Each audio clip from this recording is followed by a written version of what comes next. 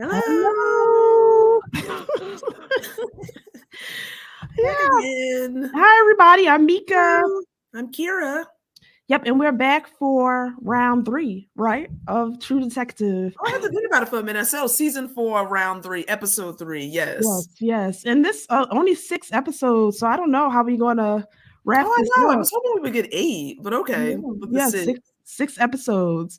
And you guys, we don't have David with us in the physical, but Physical we sense. in the physical sense, but we do have him in the virtual realm. I don't know if that made any sense. It doesn't But make sense. I know, but he sent us over some video clips, so he'll be here as well to kind of help us out through the segments. So as we go through each segment of that each episode, well, what am I trying to say here? That's okay. I'll try to explain it, but I'm listening to you like, what is she I trying to know, I say? said Yeah, so David can't be with us this evening, you guys, but he did share his thoughts via video segments, which we will share in conjunction with sharing our thoughts this evening. oh, perfect, Kira. Yes. Okay. Yes. I think that sums it up perfectly. Oh yes, and we got Corey here. Hi, Corey. Hey, Corey. Oh, we're gonna apologize in advance, you guys, for we competed with some background noise here. Mm-hmm. Yeah, so if you hear the bass, that's the bass of our neighbor.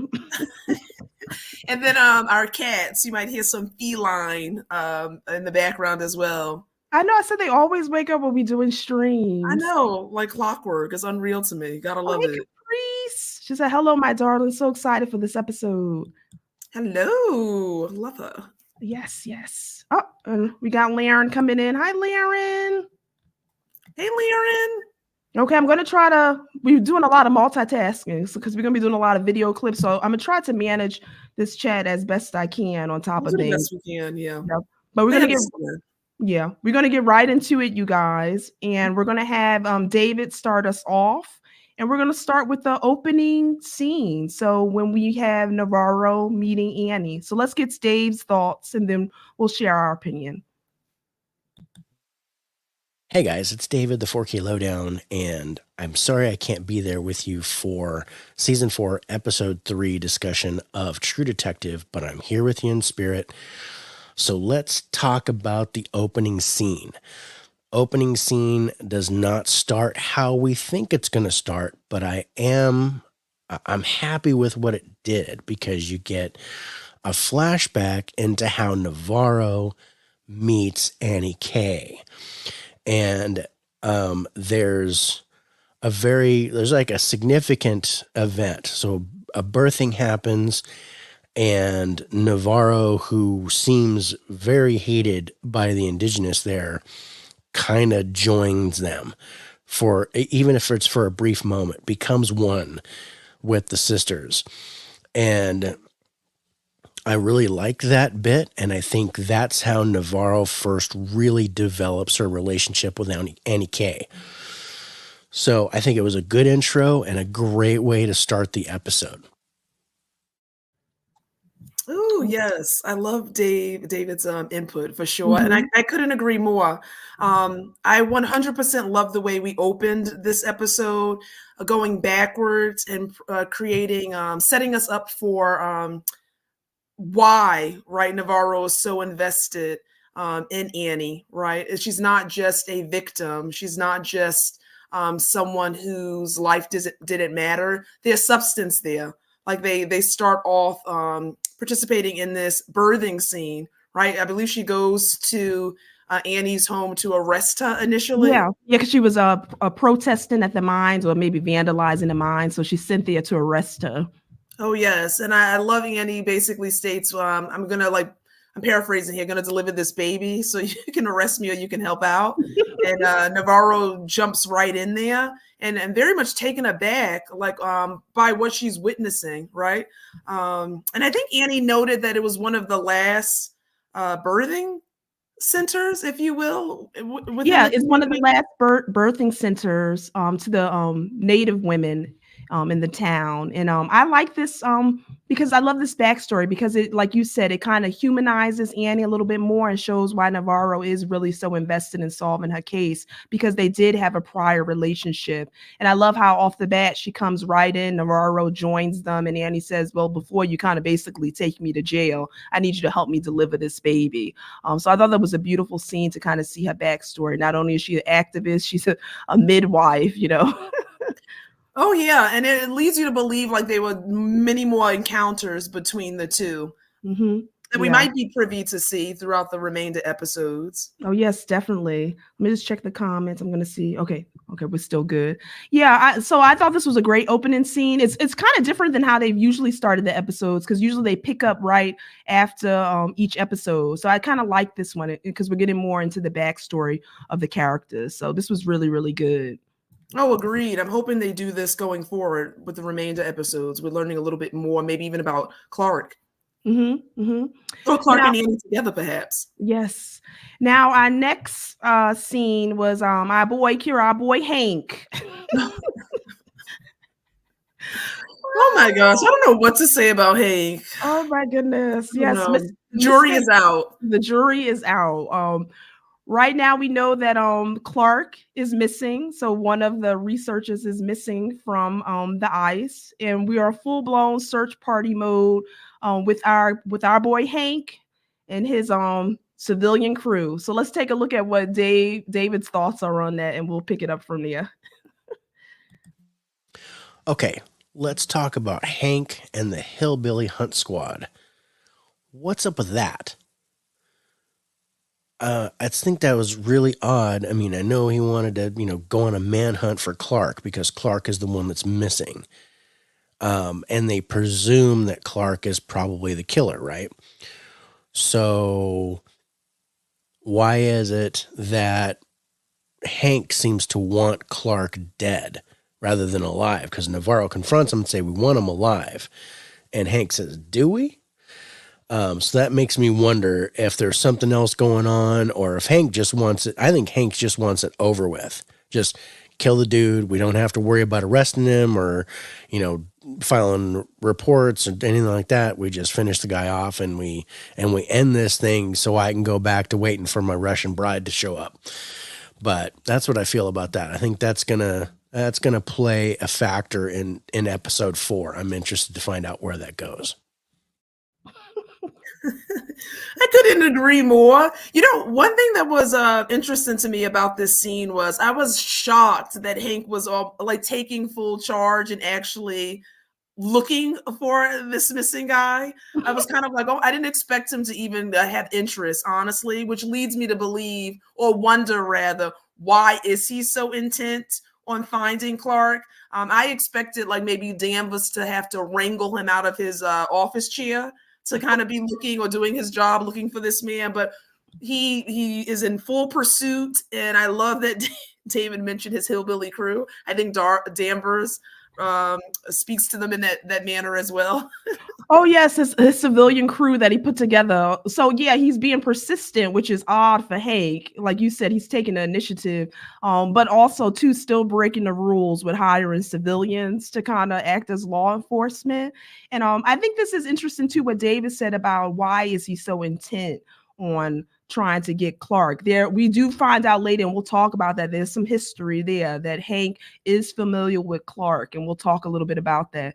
But yeah, I was kind of taken aback by this too. Also too, that Navarro said, same thing David mentioned. We want him alive. He doesn't seem to care one way or another if he's brought in sound or safe. So again, this might tie into their previous relationship. But I had a good laugh with this one. Oh yeah, what was funny though too? I said, why would he enlist a group of civilians that have no police training? I'm just assuming this, and are bound to be rogue in their pursuit of this man. Bring him in dead or alive. So I'm very scared with regards to this crew he's put together. Yeah, and again, that goes back to why is that? So yeah, I think we were all kind of on the same page, me, you, and David, in terms of why is he so persistent in going after Clark, and why does he care whether he's brought in safe and sound? And again, we know, and we'll talk about that, there's a reason for that. A potential reason. A potential reason, yes. Uh, okay, so our next scene, I think, is the orange, and I thought that was interesting too. And David saw that as well, so I want to see if he had the same idea that we had in terms of the orange. Yeah, and I was thinking very far-fetched, I think, for the orange. Yeah, and I noticed something too about with this when the show comes on. So I'll see if you pick that up too, Kira. So let's see what David says about the orange. Okay, just after Navarro gets done arguing with Hank, and they go off and they're, on their search for Clark. Navarro picks up an orange that one of the hunters dropped because they had a bag of oranges. He dropped one. She picked it up, and she goes walking off with it. So a little bit later on, she chucks the orange, and the orange comes back to her. And I'm thinking, what? So is that supernatural? Was there someone in the darkness that threw the orange back?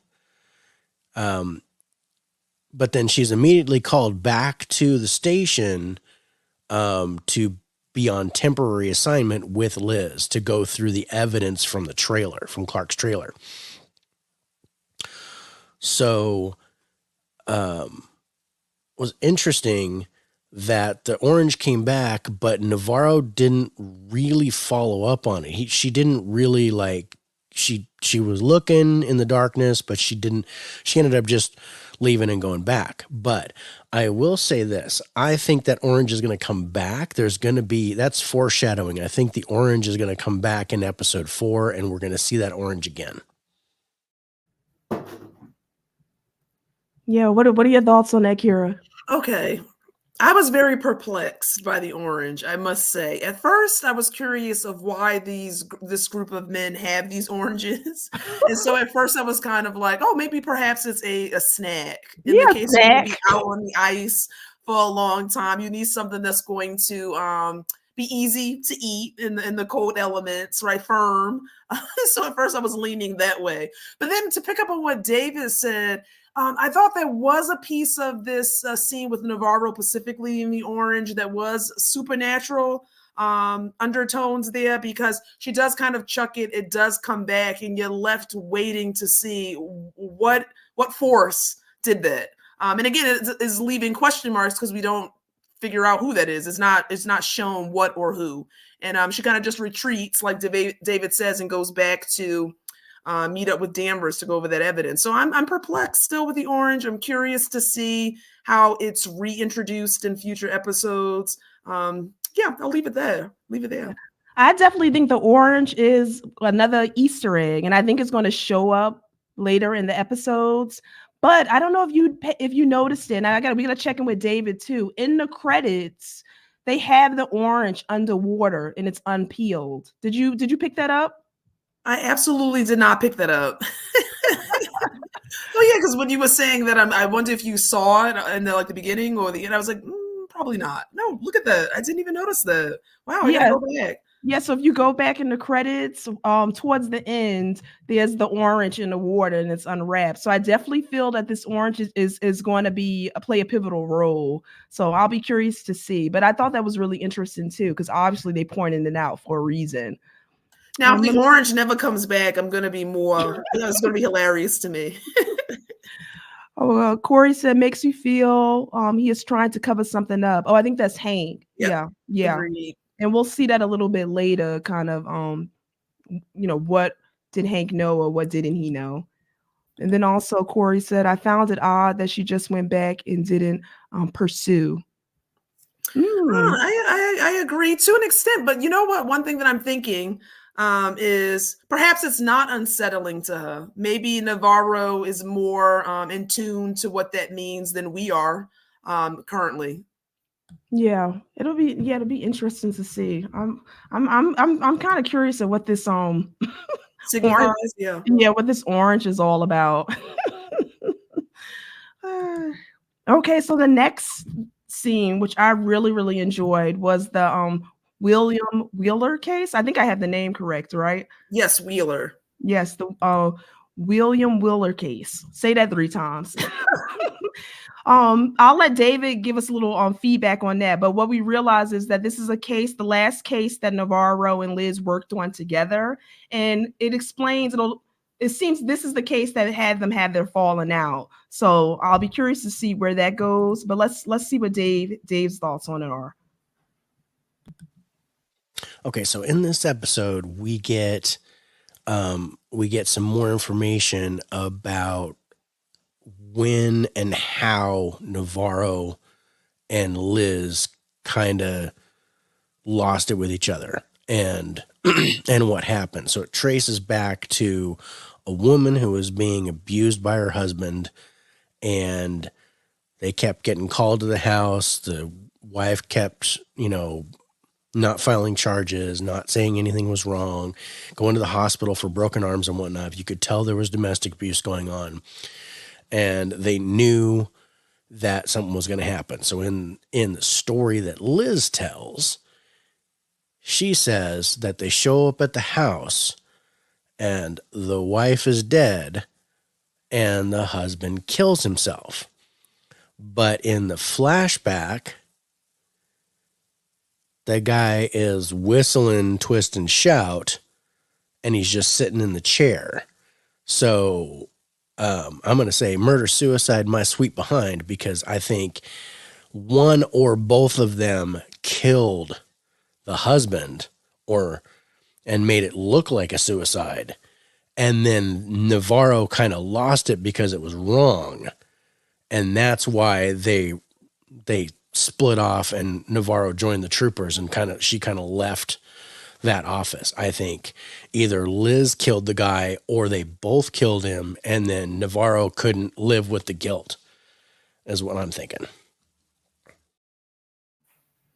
Oh my gosh, David is right on the money. Like, 100%, like when Danvers was telling this story initially to Pryor, and we're seeing actually what's happening in this scene. She told him that when they got there, it was a murder-suicide.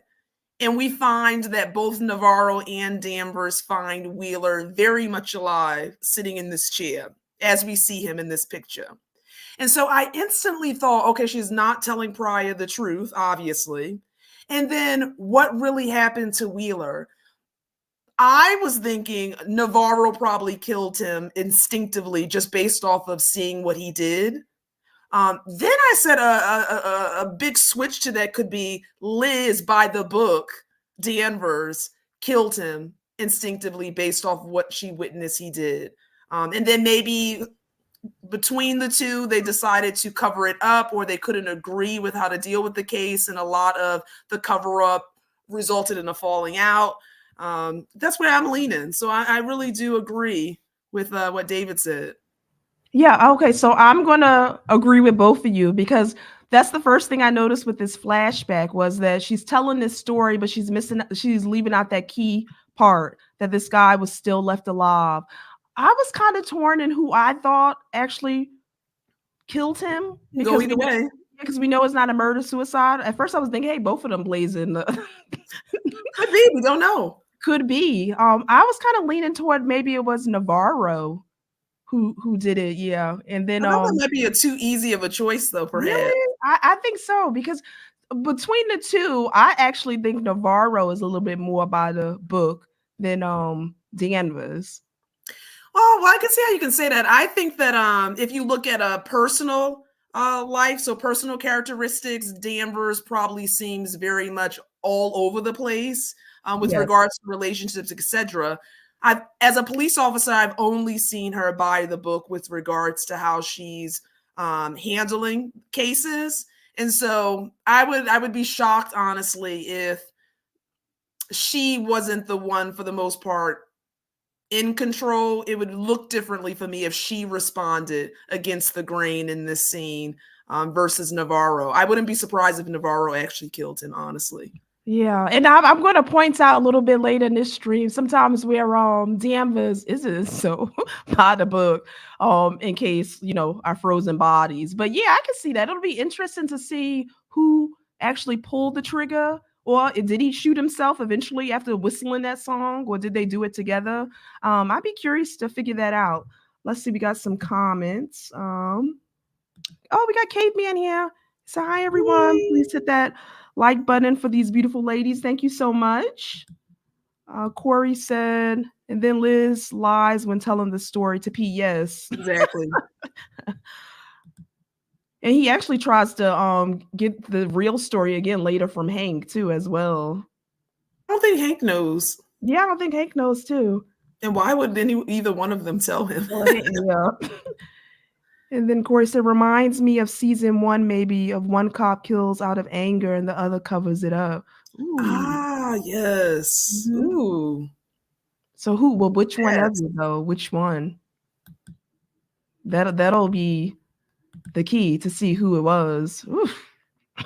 Or again, he could have killed himself. We don't know. Oh, we don't know. I mean, after, like I said, after he finished whistling, you know, in this case as well too, like we said, this is another domestic violence case, and I think this hits home a little bit for Navarro. We see in the past 2 episodes how she really has you know, women who are abused is really a tough spot for her, and we'll see a little bit more as to why that is. Oh, I was just about to say, yes, I think we do touch on that a little bit in this recap. Mm-hmm. Now, I don't have a clip for the next one, but I wanted to briefly talk to you, Kira, about Danvers pointing out the bruising on Peter's face. Oh, yes. What are your thoughts? Oh, well, what are your thoughts? Because I wonder.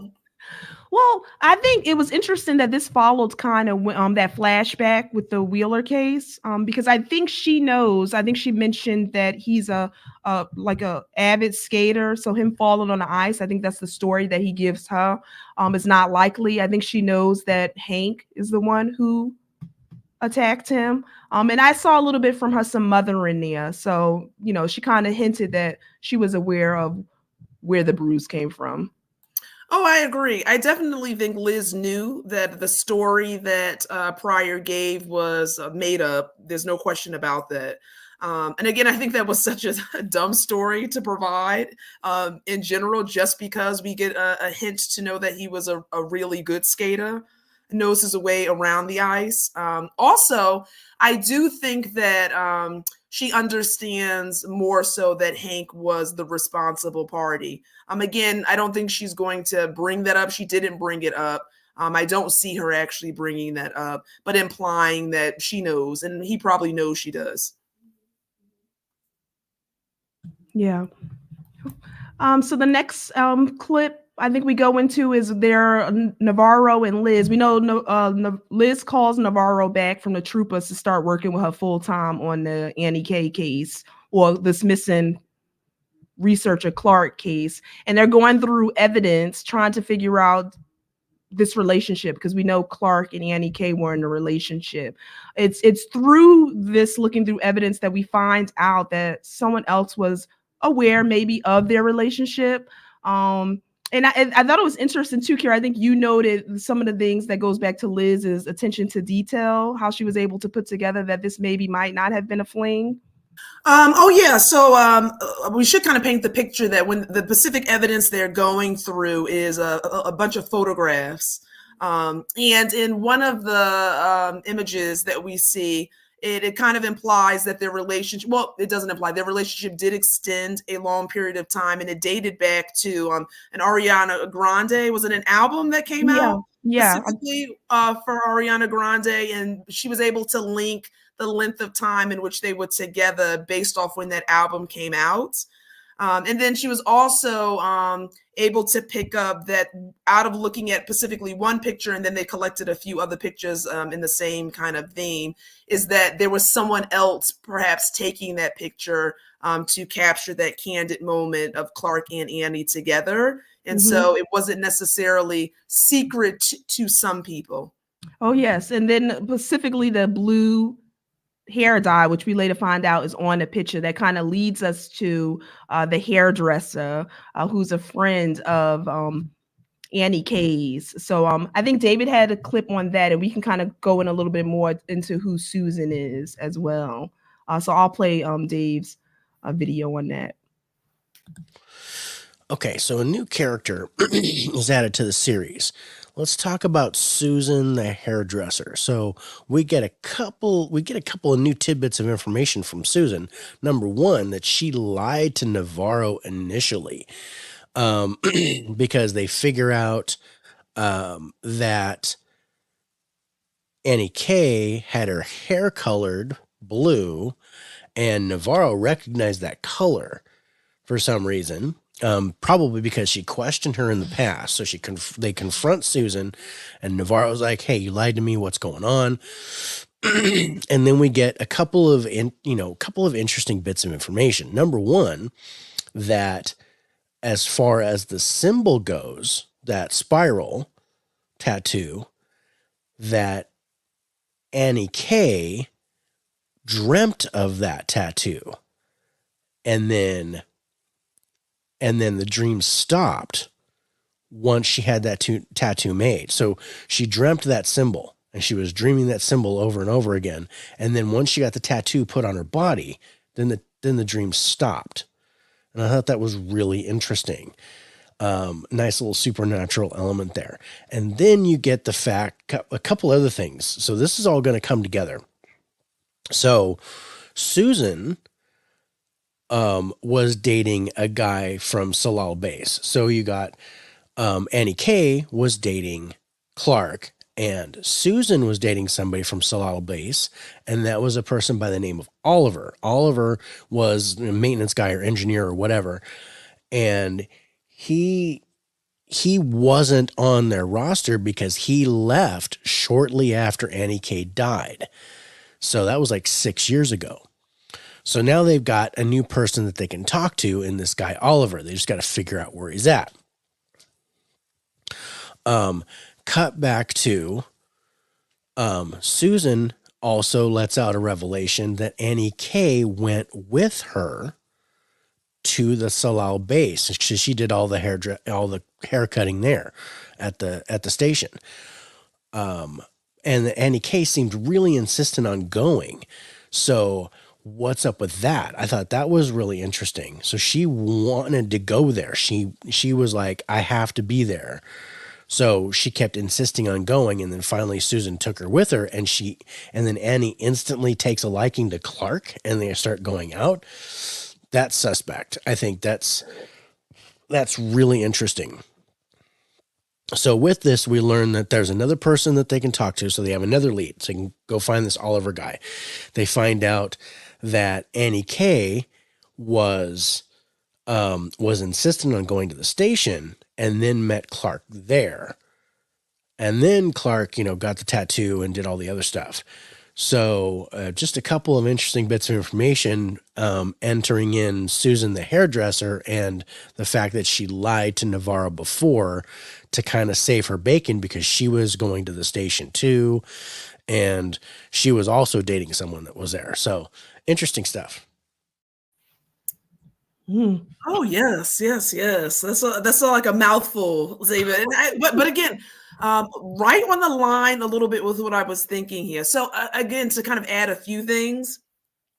So I know initially we find out that Susan did speak with Navarro. When she initially spoke to Navarro, she did withhold information of knowing about Annie's engagement.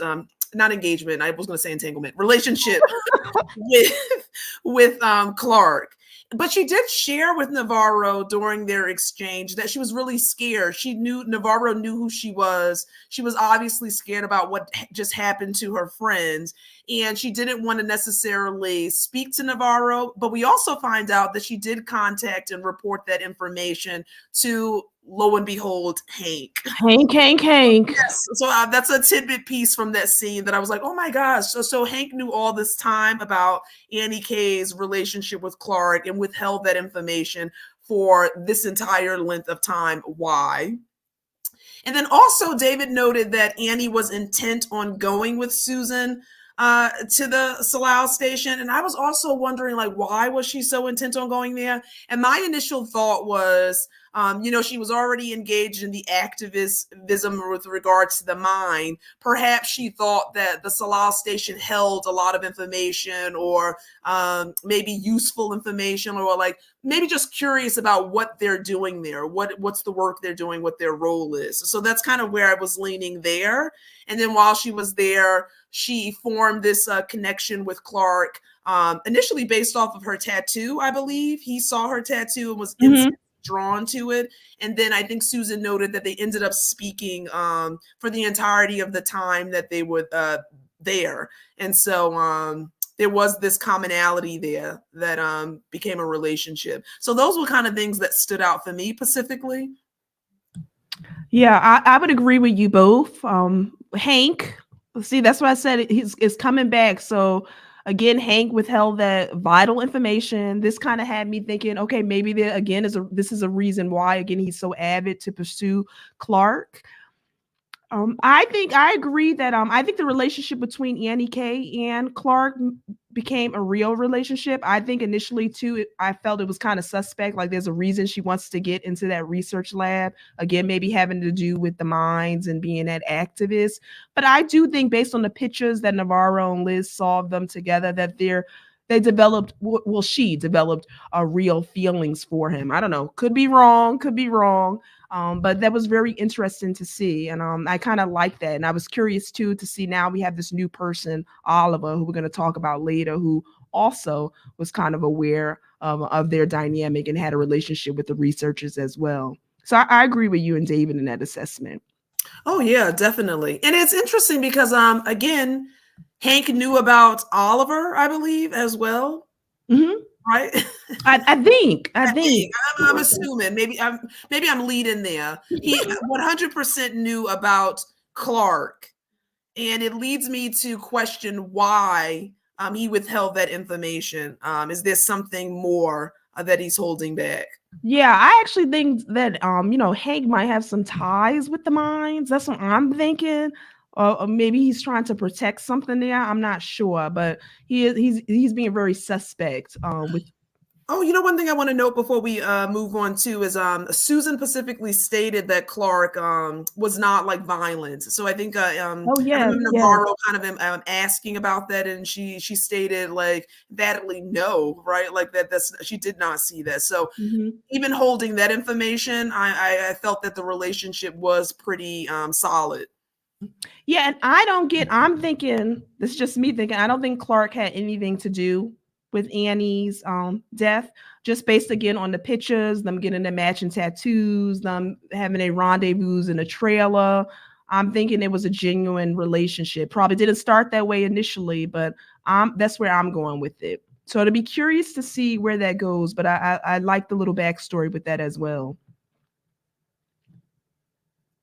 Okay, so the next scene, I hope I have these in order, but I think the next scene is the conversation that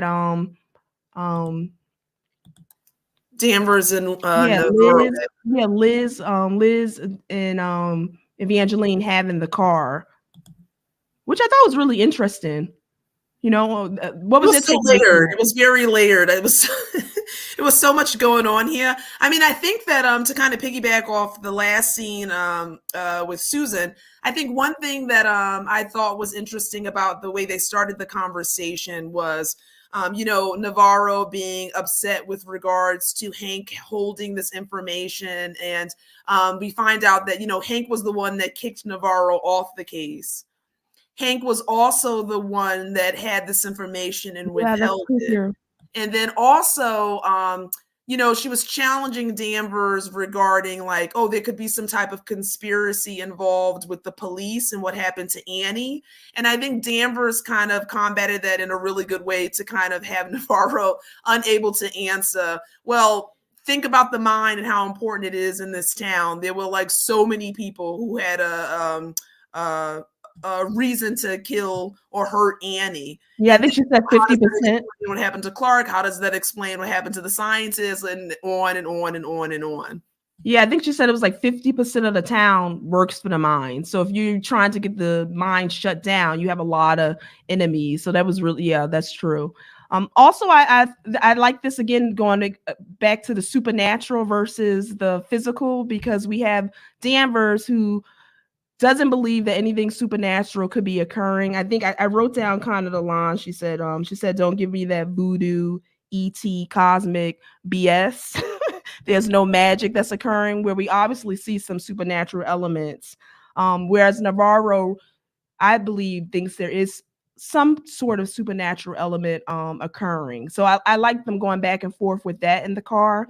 Also, a thing I loved about this conversation too was them talking about what each other does when they're lonely. I think Dan was asking Navarro, like, well, what do you do when you're lonely? And she said, I watch Netflix. And I kind of died with that. That was kind of funny because I do the same thing. And then I also like that Navarro said, I pray. And, Dan, she kind of laughed at that, which took me aback, but that's so on point with her character. But I think I really love when Navarro said, I listen. She's waiting to hear what she's seeking. What are your thoughts on that? Oh yeah, one thing I will say is I think yes, Danvers is she questions if there's something otherworldly, supernatural going on, understandably within reason. But I also think that there's been too much that's happened where I question how she doesn't think that there's a small piece of that is true. I think Navarro is more open, understandably, just based off of her own personal experiences. And then even her connection with Rose, she just seems more in tune to the possibility that the supernatural can go hand in hand with reality. Mm-hmm. Also, I think that when you highlighted that, what they do in their spare time, and Navarro said Netflix, it was funny to me, but I even looked at it as like, oh, perhaps what else are you doing in Ennis? And your downtime might not be too much to do. Yeah. Who knows?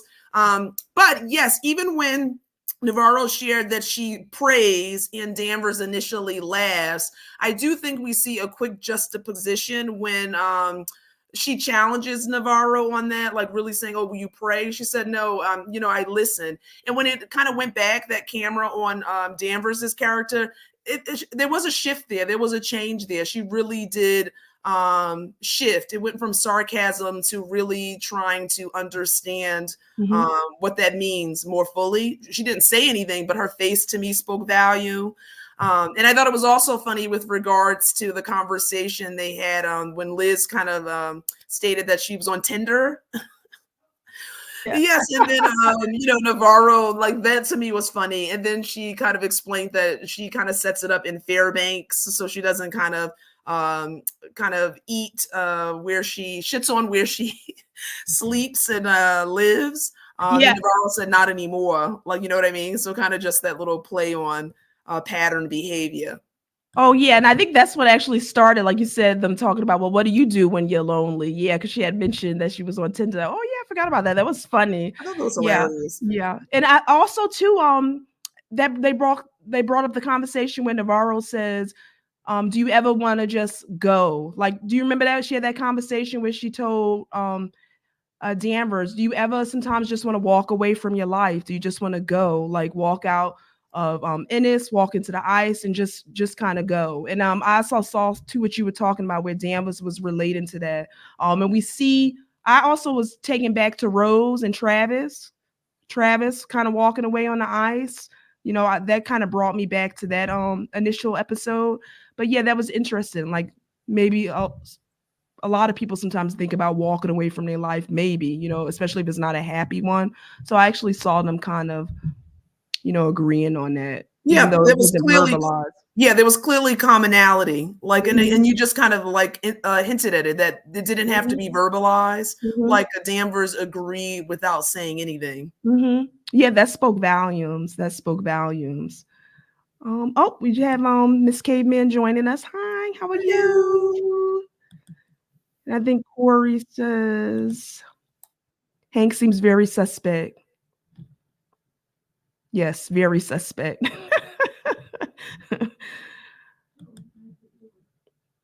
No, I know our little kitty has opened doors. I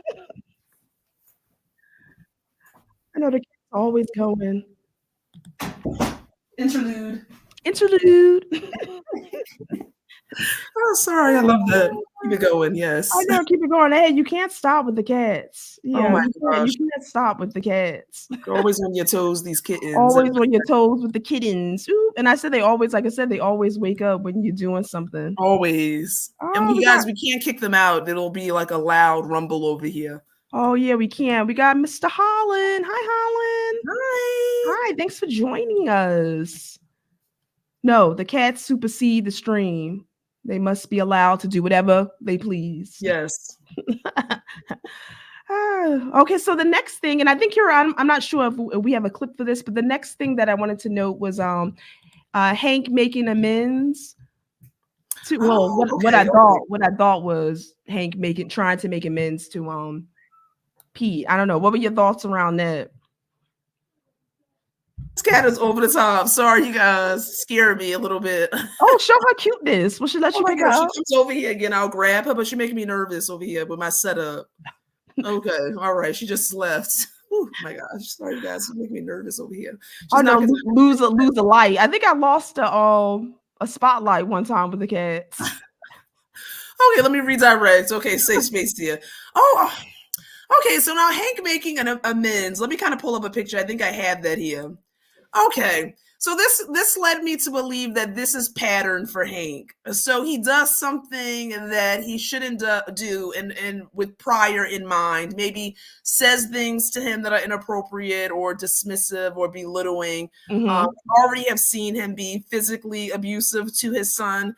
And so this to me is just another probably example of how it's looked for Pryor throughout their relationship. And so in this scene, he brings, and he doesn't even apologize. Like, so there was no, I'm sorry, or please forgive me. It was like, I found your skates.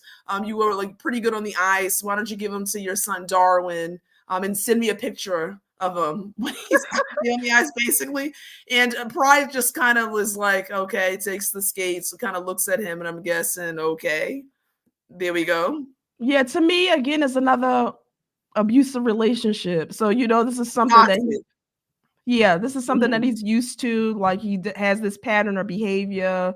He tries to make amends. I think also too with Hank, there's a little bit of him too, which is nervous about. And let me know what your thoughts, that he could lose his son a little bit to Danvers, and especially in terms of respect. And I think he's kind of nervous of that too. That's my impression too, of why he might be kind of reaching out a little bit too. But definitely think this is a pattern or behavior. But I had that in the back of my mind as well. And I'm going to talk a little bit more about that because we do see him and Danvers have a little confrontation after this, specifically for him withholding information and then Hank's issues with her and Pete. Oh yeah, I think personally, Pryor has already lost respect. Hank, in my opinion, that's just my takeaway. I do think there is some respect, though. There is some respect for his dad because, like I said, when he hit him on the last episode, he didn't swing back. He was kind of nervous to take the fouls. I think there is still some respect. It's probably dwindling, but yeah. But I thought this was interesting. Still not a fan of Hank. I don't know, I guess that's the apology, but yeah, still questionable with that. Agreed. I mean, it's something, I guess. Mm-hmm. What do you think about Liz's confrontation with Hank when Navarro and Danvers they show back up and they kind of confront Hank about the information that he knew?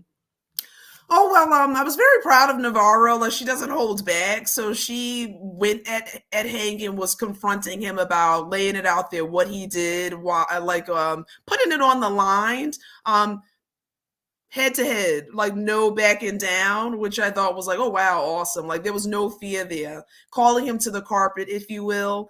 And I think that 100% she was taken aback because Danvers kind of just gave him gave him like a pass. I think she said that, she told him to get out there, continue to search, call off your hillbilly search party.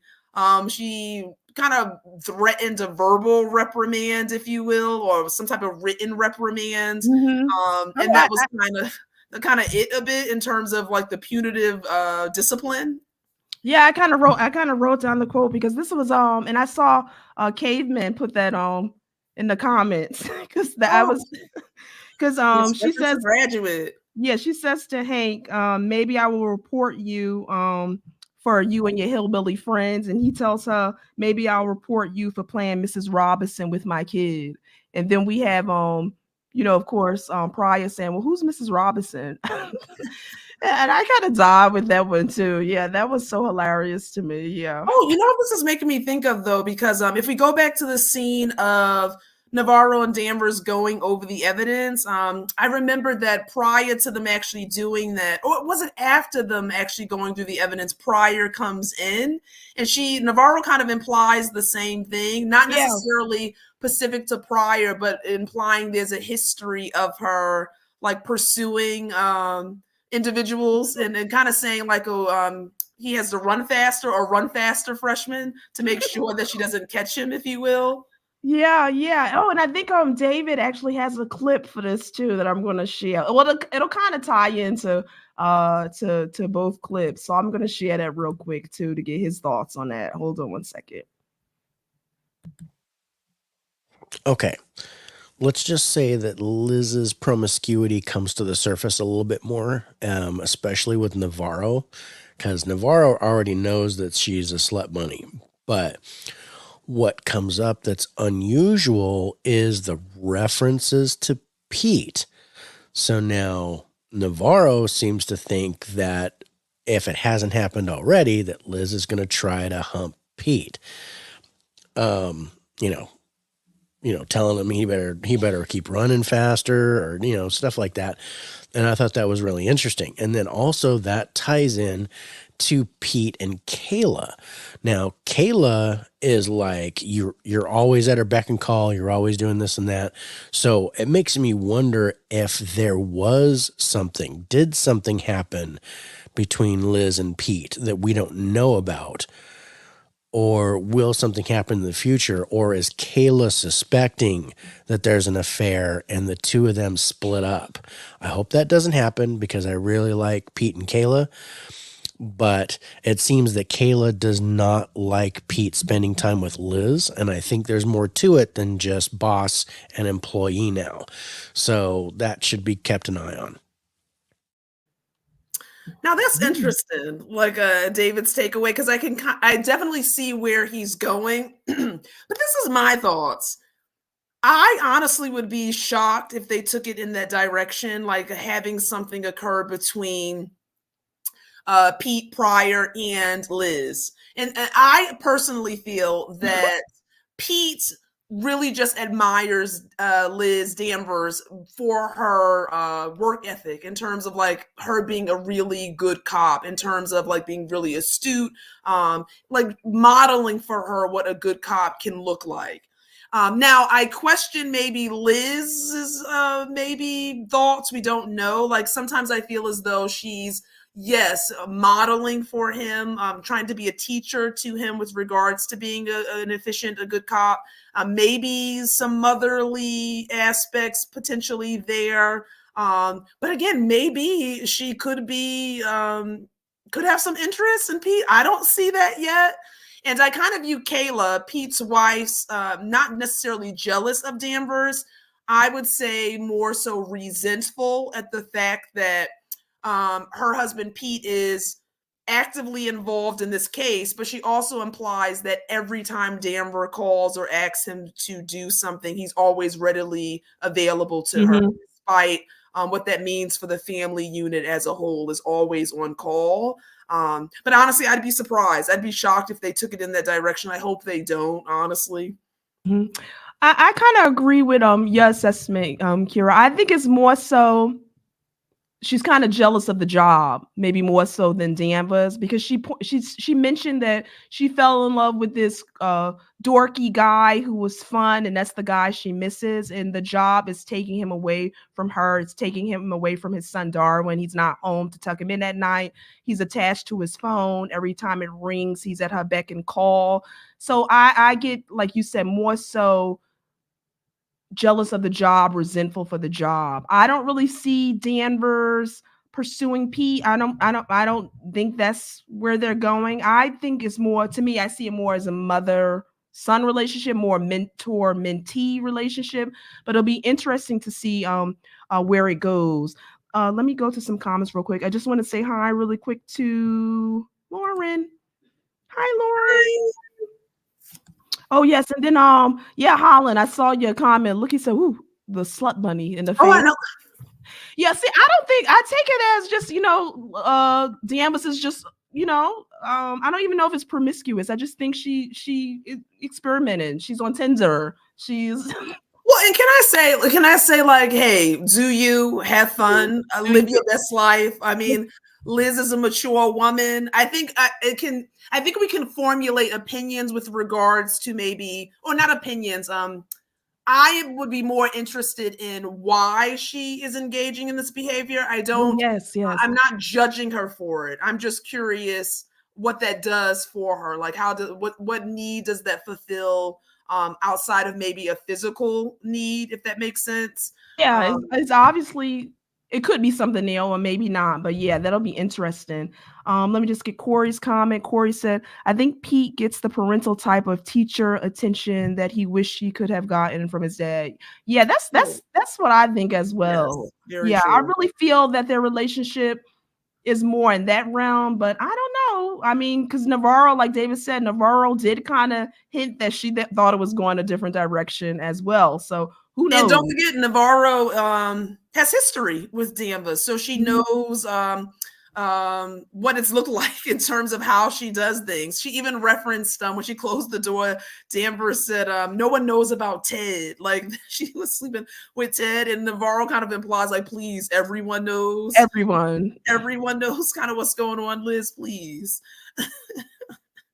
that was hilarious. Oh my gosh. What's interesting? Can I say, when we think about a cop, I'm just saying, no shade, no judgment. But if you are married to a cop, I automatically assume, like, I might not see my partner, especially if they, depending on like the time they were. It depends on what you're doing. Or like homicide, you never seeing them. From what I see, first 48, they on call all the time. Maybe if they doing like computer crimes, cyber crimes, they might work. You'll see them, yeah. Well, I don't know, but I can see Kayla's point as well too. Because we have a small child, but and really, I get it. I just am questioning that. Can that really be? Is that fully possible with? Mind you, Ennis, there's probably maybe a handful of police officers to begin with. But Kira, I was just thinking about that when you said Ennis. This is probably the first major crime. So I'm like, kind of, okay, Kayla, let's kind of cut him some slack. Because really, what's popping off in Ennis? But I don't know. Yeah, that's what I was thinking. Unless, like, we just don't know that she calling Pete like every 5 minutes, even outside of this case occurring. Yeah. Oh, and I see. Okay, man, we're gonna talk about that. That's actually one of the things we're gonna talk about. The thoughts on making Leah removing the pin mark. So I'll pin your thing because we definitely are going to be talking about that. Yeah. But that's interesting. Oh yeah, I appreciated David's insight. He may be on the money. I'm hoping not. That's so interesting. Oh my gosh. Okay, so the next scene we're given to is, we know that, again, we talked about that there's this researcher who Susan the hairdresser used to date. So then we see Navarro go to see her, I guess her friend with benefits, would you say? Is his name Quavek? Yes, but can I say to Navarro, currently that seems to be who he is or what his role is. I wants more. He genuinely cares about her. Yeah, he wants more. Quavek, yes. Yeah, so she seeks him out because it seems like he knows everyone. He can probably find this person, Oliver, that she's looking for. So she goes to him and she basically says, I need your help finding this guy. And Quavik says, oh, yeah, I can kind of put the feelers out for you, but I want a quid pro quo. I need something from you before I do this. And we find out that he really wants to know more about her backstory. Because again, like you said, Kira, he really likes her. That's what we get. And he wants to know more about her. I think David had a video for this. So we'll go to David's video. And then Kira, you and I will share our thoughts on of this. Okay, so Navarro and Liz are trying to find they're trying to find Oliver.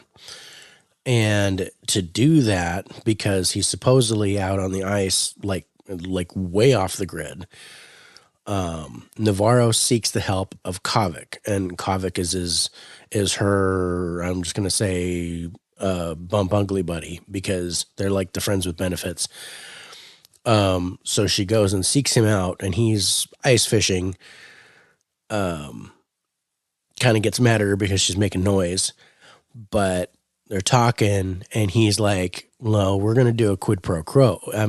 I'll go ahead and do this for you. I'll go ahead and search for this guy, put the feelers out because I know who to talk to.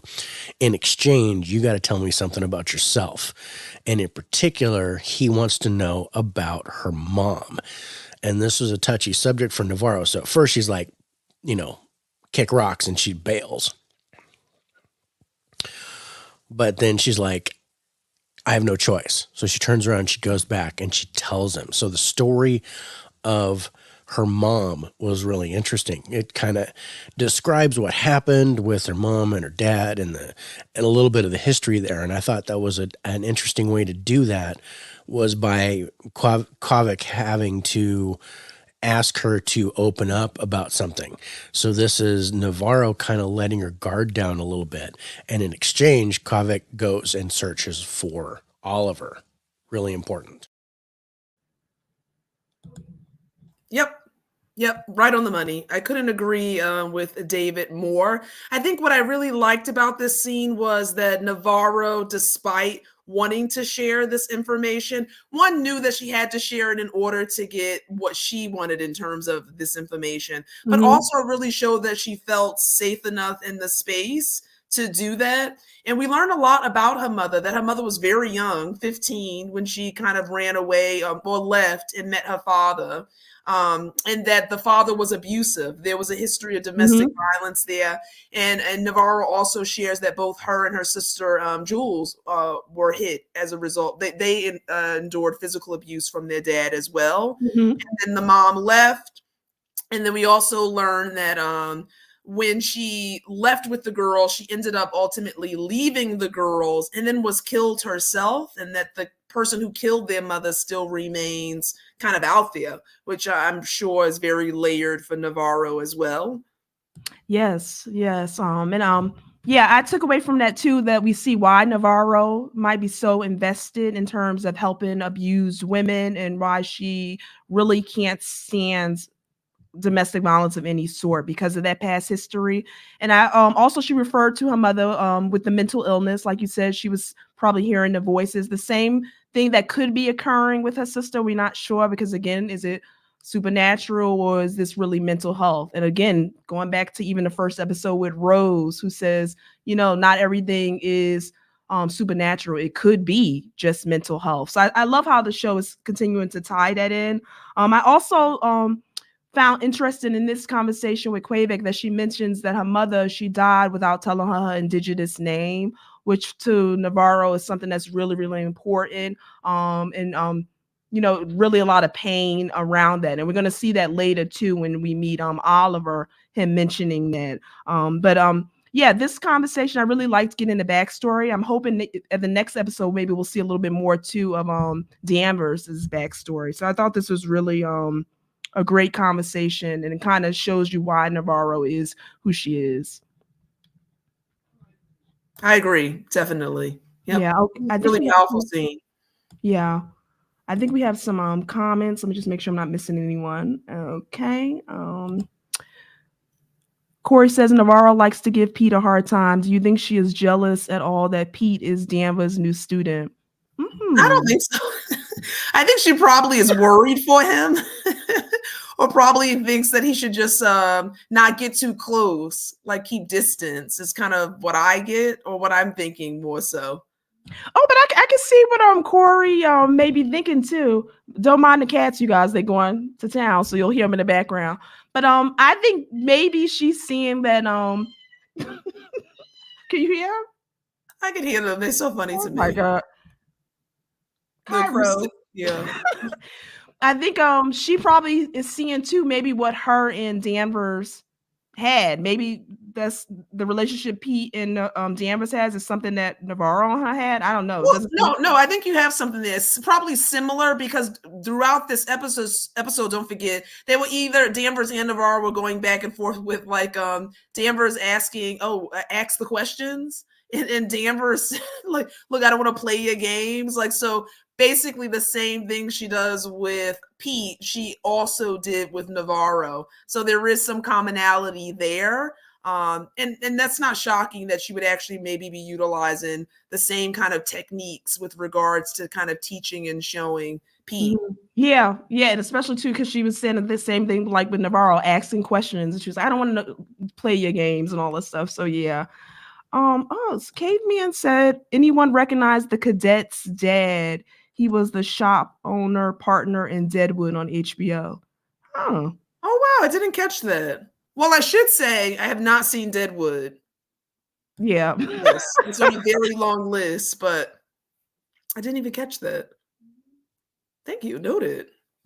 And then Caveman said, very mystical trip seen on the ice from Bang. Oh, yes. Oh, and yes. Let's talk about that. Okay, so wait. So we're going to go into that one because I actually think, Caveman, that might be our next clip. Let me see.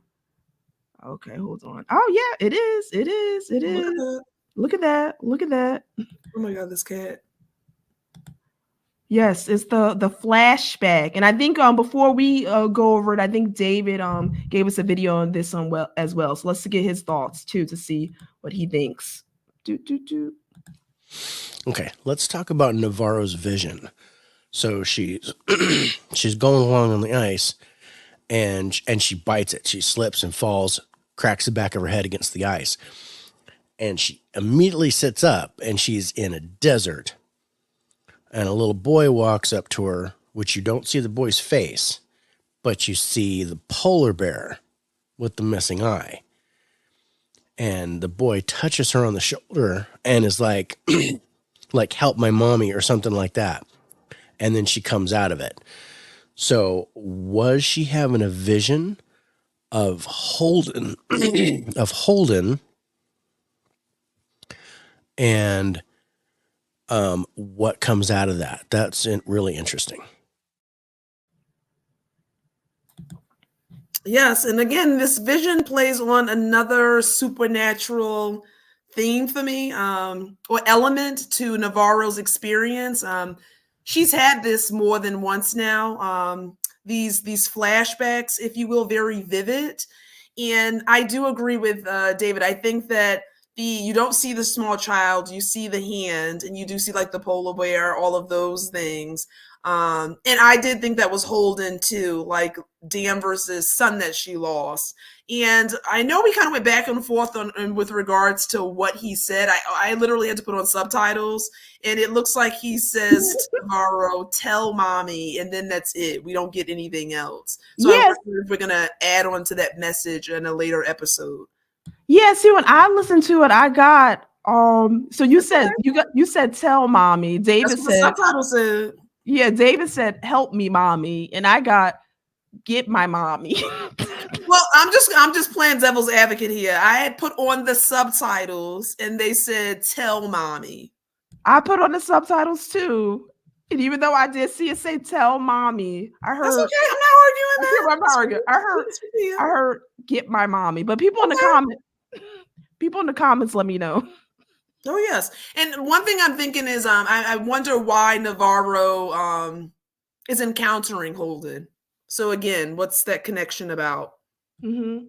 And I don't know if you noticed too, we'll talk about that a little bit more, what was behind Navarro in that flashback too, because I saw it again in this episode when she has the conversation with her sister. It was a boat. That's what I thought it was. And then when we see her with her sister, we see it again. So I could be wrong, but that's what I thought it was. But yeah, this flashback was very interesting. Again, like we said, the polar bear, the boy with the polar bear, we know Navarro saw the polar bear when she was driving in the car. And she heard the voice, so she is having these interactions. So it'll be curious to see where they go with that. Is she going to tell Danvers? What are your thoughts on that?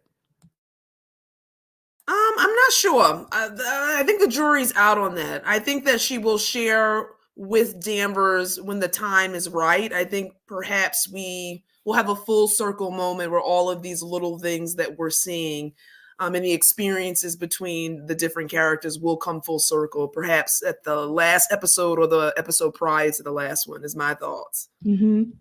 Okay, so the next scene, Kira, I think Caveman, you mentioned that as well too. And that was Leah at the rally and then her confrontation with Liz. Which my takeaway from that was we see that prior to this confrontation, Danvers is going through all the evidence pictures of Annie K with the face markings of her dead. So I took it from she's upset that she was a part of this because she doesn't want the same thing that happened to Annie K to happen to Leah. So she's not so much. She is angry because she's participating in that, but she's fearful. That's what I got. That she doesn't want to see the same thing happening to Leah that happened to Annie K. What are your thoughts? Oh no, I agree. Actually, I think she's going about it entirely the wrong way. Oh yes, definitely. Yes. So I think it's two parts. I think that she definitely doesn't want her wrapped up in like the same activism that got Annie killed.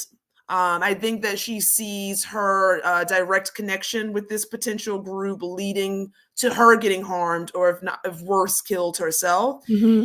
And I think that by seeing her make her take the markings off, and then the very next scene was her looking at the image of Annie K dead with the same markings, speaks volumes. I wish, and maybe that will come at later episodes, Danvers was able to say that to Leah, to explain to her why she feels the way she does. Because I think what she misses with Leah 100% is she wants to know who she is. Like, these are inherently her people, and she is missing that sense of connection and understanding fully who she is in terms of being indigenous, native. And Liz kind of just glosses over that. I don't even think she's holding that, honestly. And we know Liz is not the best with interpersonal skills, so yeah. Oh yes, and we'll note from this scene though, she does, Leah does highlight too kind of what happened to a woman who was linked to the group as well. Like her baby was stillborn, and she kind of pointed that out. Like, Liz is so oblivious to, what's going on and what just happened. And we learned that that does affect her as well. And I think when Leah did mention that, there was another glimpse where you saw Liz kind of like being like, oh, that did affect her as well. And again, we know she lost the child. So, she does have a visceral reaction, I saw, to that news. One thing that I'm interested, like what's been sitting with me, and I know we're only on episode 3 here, but I'm holding that all of these people who are encountering Liz knows that she lost 2 significant people in her life.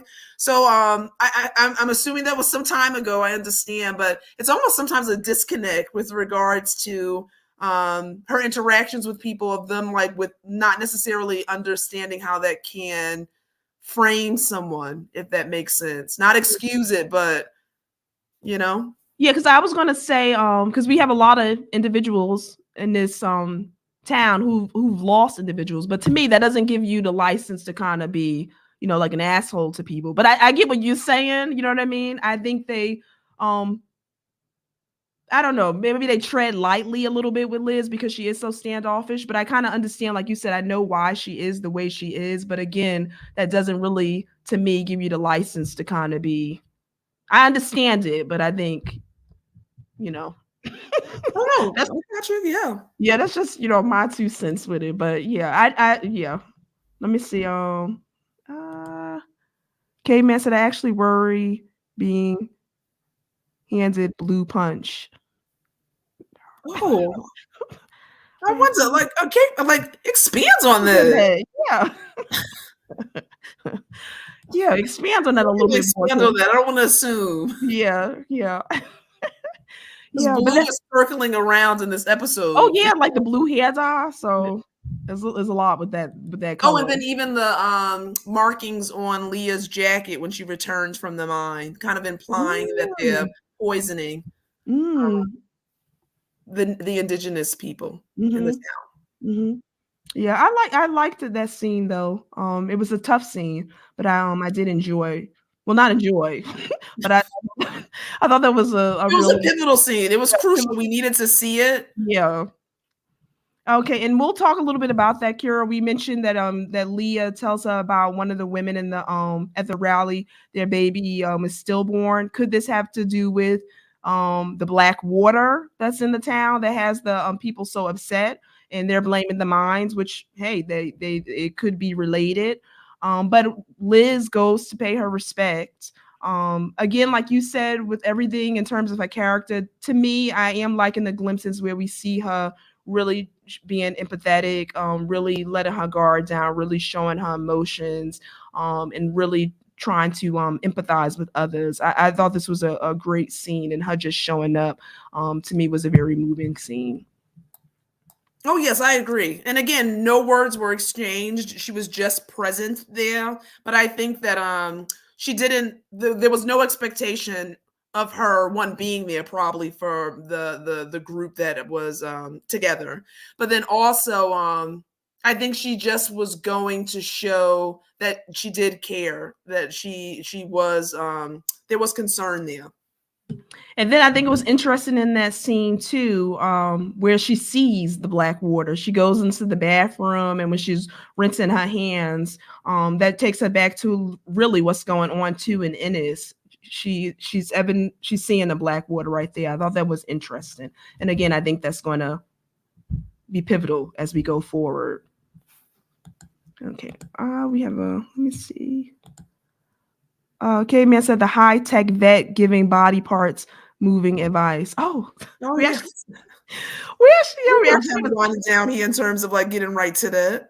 Yeah, we actually going to that's oh my god, Caveman is with us with our segments. Yeah, we actually going to be talking about the vet. And Kira, I don't know if you got that, but the vet we know is Priya's cousin. Vince. Yeah, his name is Vince, but I was like, oh, my cousin Vinny. Oh, that's what you thought of. I don't know if that was like purposeful or not, but I was like, oh, that's Vince, Vinny, I guess. Yes, perhaps.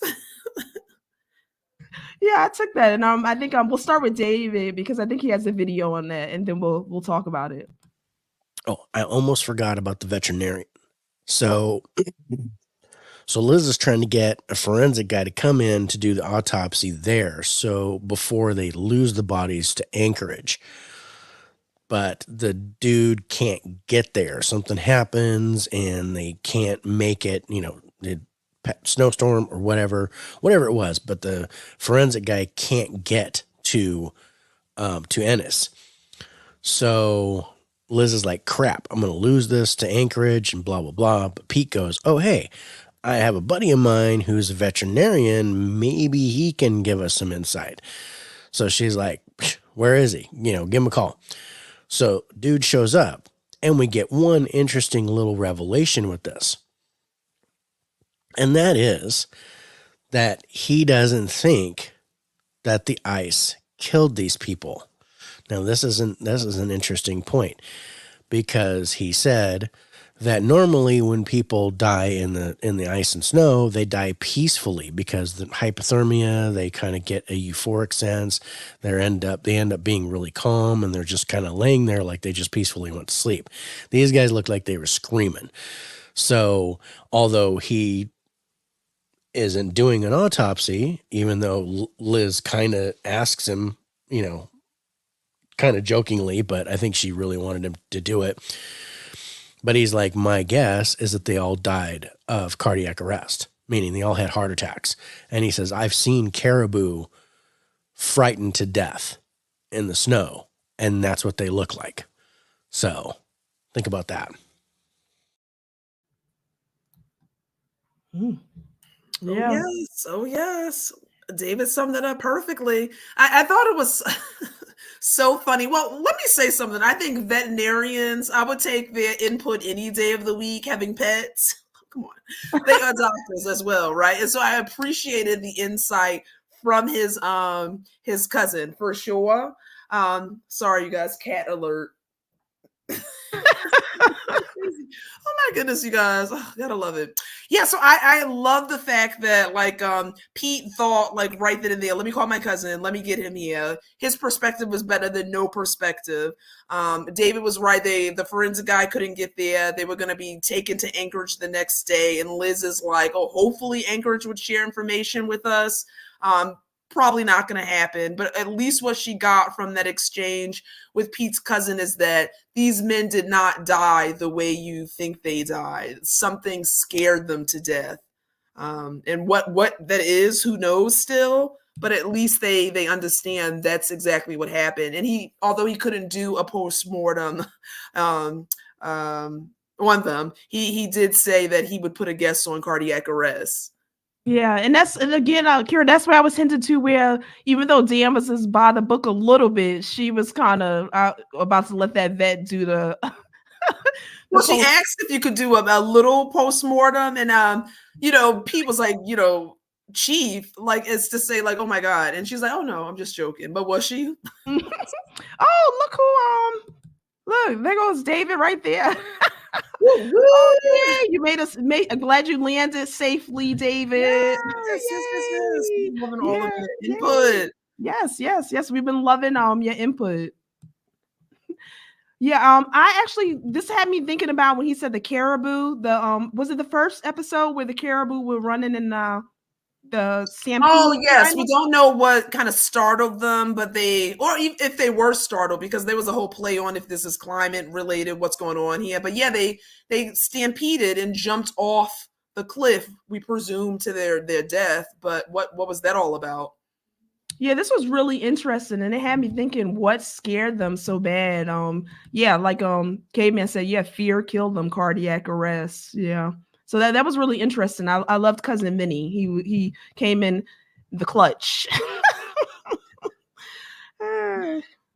Yep, David landed. Yeah, are you still at the airport? I wonder. Oh my goodness, probably. I don't know. I hope you had a fun trip, David, and can't wait to have you back live in person next week too. Yes. Yeah, so that was really interesting. That's going to bring us to our next clip, and that's Oliver. So this is someone we learned who used to be, I think he was an equipment manager at the research center too, and he used to work with the guys, but he left prior to Annie dying. Or was it? I don't. Yeah, it was. It was prior. It was yes. No. Did he leave? Now I'm forgetting now if he left shortly thereafter she passed. I think. We'll see. And David has a clip for that too. So let's see David's thoughts, and then we'll jump into that.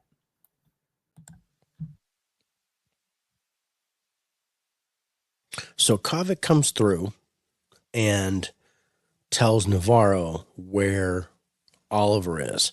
So they make their way out to, I think they said North Shore or something like that. So they make their way out in the boonies with this little tiny village where they don't observe the laws of Alaska. And they ask like, hey, we need to speak to Oliver. And they're like, well, his place is over there. If he answers the door, he answers the door. So they go over there, they knock on the door, no answer, but they walk in. And Oliver's sitting there in the middle of the room with a shotgun. And so this already isn't going well. But the point I want to make here is he didn't seem to have a lot of information except, get out of here, I'm going to shoot you. But the one thing that really piqued my interest was when they told him that everybody on the Salal station was dead. He only asked about Lund. And they told him that Lund was still alive, but he was in a coma.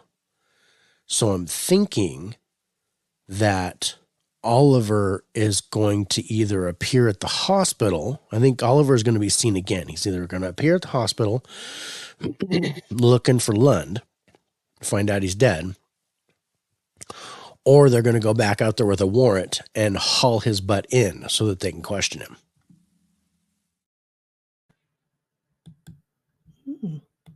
Oh, yes. I think David is right. We will see Oliver again. I feel like it would be weird if it was just a one-off. Like we just get this small piece of Oliver and then that's it. I think he knows more, of course, than what we have seen thus far with his character in mind. And I thought the same thing. You know, they found him, and then he only seemed surprised. Not that surprised that they died, but that Lund was a part of that. Like, you know what I mean? That was the only one that he singled out. I also thought it was interesting that he kind of singled out Navarro specifically with regards to her forgetting who she is or not fully knowing who she is in reference to her indigenous culture. Perhaps that's what I got from that. Oh yeah, that's what I was gonna say too, Kira. Because remember, she had that conversation with Quavek where she said her mother died without giving her indigenous name, and then Oliver brought that up as well. And then you later see Danvers saying, "What was that all about?" But yeah, I thought that was really interesting. I think we are gonna see Oliver again. I think he probably shows up maybe at the hospital. I'm not sure, but he does seem really fixated on Lund. Not that he doesn't care about the other researchers, but that he was really just fixated on him. Also, curious to know why he left the station. And it was before Annie. I did verify it was before Annie passed away. So curious as to why he did leave. Let me see if we got some comments. Oh, Dave did land safely. Awesome. Oh, great. Yeah, landed safely. Oh, Colorado. Woo. Let me see. David says there has to be something else with Oliver. Yes, definitely has to be.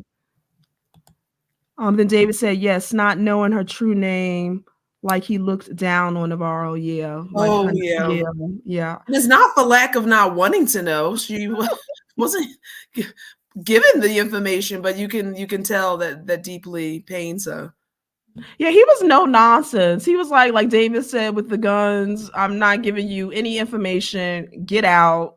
You know, this town where they're at, or this little camp, they're not following the laws. They're not acknowledging the police as police. It's just kind of, why are you here? Oh yeah, but they respected what he said. They did. They did leave. Yeah, they did. Okay, and they did leave because, of course, they get called back to the hospital, and we know that it's because of Lund, and we know from the beginning that Lund is in kind of bad shape. I think he's had some limbs amputated. I think he's blind right now. So yeah, they're heading back to the hospital to kind of touch base with him. I think David has a video for that too. So let's get his thoughts on that, and then we'll talk a little bit more. Okay, one of the biggest things happened so far this season. Lund wakes up. So Liz and Navarro get a call. They rush down to the hospital, and they can hear him screaming from the hospital room. And she's like, I need to talk to him. So be careful, blah, blah, blah. He's in and out. So they walk in, and Liz is talking to Lund. They go, what is going on, blah, blah, blah. And Lund only says, we woke her in the ice. And that gave me chills. But that's not all that happens. So some commotion happens, probably when, the hillbilly hunt squad and the cops are in this huge fight in the lobby of the hospital. Or the clinic, or whatever they have in Ennis that's supposedly like hospital, and Liz goes to take care of that. Navarro stays, and she's in the doorway, kind of watching what's going on. All of a sudden, you see behind her Lund sit up like the Undertaker with his legs cut off, one of his arms cut off, and her fingers were black, and he's just like, he sits up and he turns and he goes, "Hello, Evangeline. Your mother says hello. She's waiting for you." And then flops down and he dies. So I'm thinking, okay, there's a supernatural element right there. I'm thinking the mother is dead. We still don't know that for sure, but I'm thinking with that information, because the dead have a tenant, dead have 3 reasons to talk to someone. I think that was Lund was already dead, which is why he was able to sit up so calm and talk to Navarro, telling her that. So I think the mother has passed away, but there's definitely a connection there. Yeah, that scene was so layered. I mean, David like added so much to paint the picture. Yeah. This was interesting to me, I must say. And now the series has already done provided us with these elements of the supernatural and otherworldly things going on, but this scene really strikingly brought that full circle to me in terms of a supernatural element going on here. Mhm. And I even questioned, like, oh my God, is this just in Navarro's head? Is this a hallucination? Is this really happening? Wouldn't be shocked if it was a hallucination. Wouldn't be shocked if it actually happened. What does that mean? Honestly, I just feel like that was so scary to me. The messaging directed at Navarro, very scary. Yeah. This scene was a trippy. Yeah, and Caveman said that too. London Navarro, was it real conversation or in her head? I took it as, I'm thinking it was more in her head. I'm not sure it was really supernatural. And that had me thinking, with everything going on, like her mother's history with the hearing voices, the mental health, her sister Julia, is it hearing voices? Is it mental health? Is it supernatural?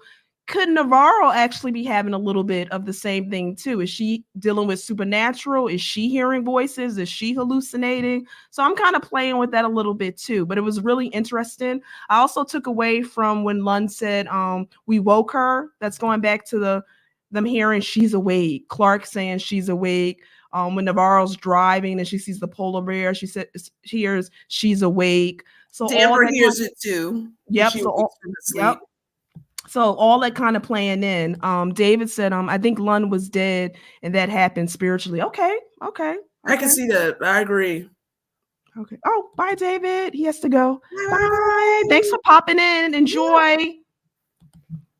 Yeah, so that's really interesting. So I'm not sure if I'm thinking it was spiritual or supernatural just yet. I'm thinking it might be maybe hallucination. But Kira, you thinking it might be a little bit? Well, can I say one thing? It reminds me now regarding the connection between Rose and Navarro. So let's not forget, Navarro didn't question the fact that Rose saw Travis or that she is connected to the spiritual realm. And then she also listened to Rose with saying, you can't confuse mental health with the supernatural, the spiritual world. And so this scene could be one of two things. I think that right now, I don't have any indication that leads me to believe that Navarro is experiencing delusions that would be specific to someone who may be schizophrenic or schizoaffective, versus she does seem to be connected to the spiritual world. She got a message from Holden, who's passed on. She's gotten a message from that soldier that passed away from the first season, the first episode. And then now she's getting a message from Lund that's passed on. So I'm leaning more supernatural. Oh yeah, I can see that. I'm just loving how is having you guess. Like, is it supernatural, the themes of mental health as well? Caveman said could be a part of her listening statement. Yeah. Oh, yes. Ooh, yes, I love that. Love that. Yeah. So it'll be interesting to see kind of where they go with that. But this scene, it really brought in the supernatural vibes. Yeah.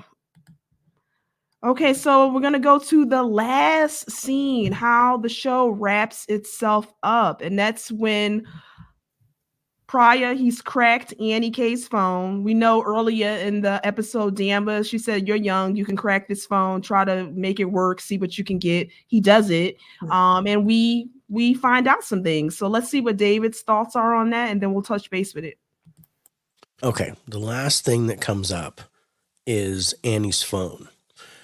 So Annie, they have the phone from her, and Liz, now that they fully believe that Annie's death and the death of the people at the Saul Institute are related, Liz grabs Annie's phone from evidence, hands it to Pete, and says, "Here, crack it. You're young, people who can do that shit. So, crack the phone." So somehow Pete gets the phone cracked. They look at the video, and it shows Annie K in some sort of ice cave.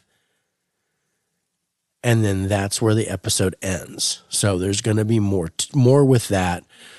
Trying to find the ice cave. Now, does that associate with the person that they woke that was in the ice?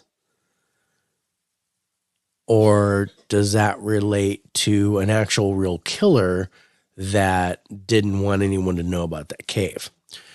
So I'm going to leave you with that. But this has been fun. I can't wait to be there with you guys live for episode 4. So I will see you next week. Until then, 4K Lowdown. This is David saying bye, you guys. Thanks. Love it, David. Love it. And we'll have him in the flesh, the physical, next week. Your thoughts, Kira, on that? I think David sums it up perfectly. Gosh, I don't know what to make of it yet. Like, I clearly know that Annie was frightened of something. The episode ends with just these gut-wrenching screams. So all three of them are watching this phone. They hear these gut-wrenching screams, and we just have no idea what's going on. Sidebar, sorry, you guys. Oh, can you grab one of the cuties? Give them a cameo. No, I can't even. Oh, you can't grab? Of course, when I want to snatch them, they leave, and then they do. They're ridiculous. They're so funny to me. Maybe next time. If they come over before we end, I'll grab one. Oh my God, they're too much for me. But I feel like I really don't know what to make of it. Like, clearly something frightened her to a point of just sheer terror. So I just thought that just hearing that was unsettling. And if she was stabbed? I can't remember. Is that how she died? Stabbed, I think, over 32 times. Yeah, the screams were just horrifying. Like to hear the screams. And David mentioned too. Yeah, it was like she was inside some type of cave. So I don't know if that's some of the cuties. Oh, so cute.